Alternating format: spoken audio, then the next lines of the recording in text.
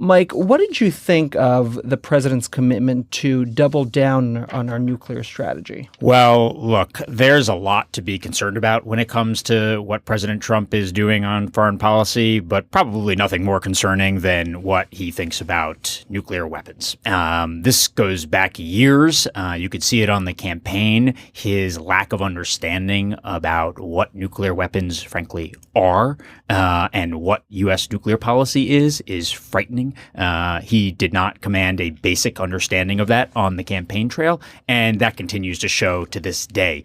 You've seen him make repeated comments as president and during the transition about his intent and his desire to rapidly expand the U.S. nuclear arsenal when, in fact, we've been spending the last couple of decades trying to reduce the nuclear arsenal that we possess because of the danger of these weapons. But what President Trump continued to reinforce during his State of the Union was that he continues to want to increase the number of nuclear weapons the United States has and the options that we have to deliver nuclear weapons. Now, he's arguing that the more nuclear weapons you have, the greater the deterrent to other countries to not attack us first. Why is that wrong?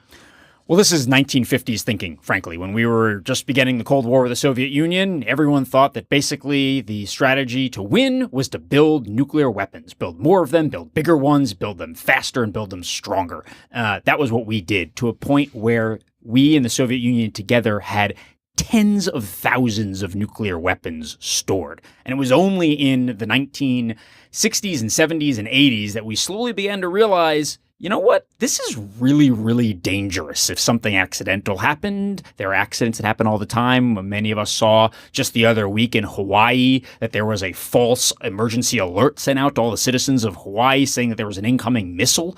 That's exactly the sort of accident that happened actually not too infrequently during the Cold War and could have launched a nuclear holocaust. So basically what we're talking about here is that you don't need more nuclear weapons to be safer. You need a minimal, credible deterrent. This is a small number of nuclear weapons just to make sure that the other side doesn't think that they can start a war.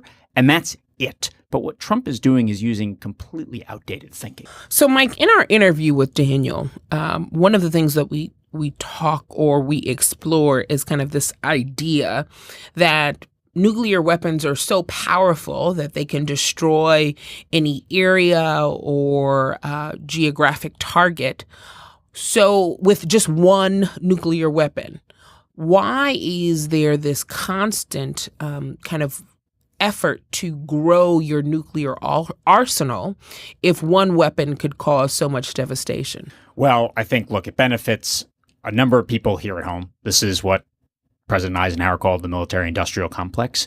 We have a system of integrated government and private sector interactions that feed off of one another. And if you build a lot more weapons, especially big, expensive ones, it's a feedback loop. And so that absolutely, I think, contributes to this. But second of all, and I think just as dangerous, if not more dangerous, is that building more nuclear weapons and talking this way emboldens other countries around the world to do the same thing. Russia right now has been violating international agreements on arms control, and this will encourage them to do more. It will encourage other countries to do it. It will encourage North Korea to continue to possess and to build out its nuclear arsenal, and encourage other states to try to get nuclear weapons because they'll see the signal that they think it makes them safe.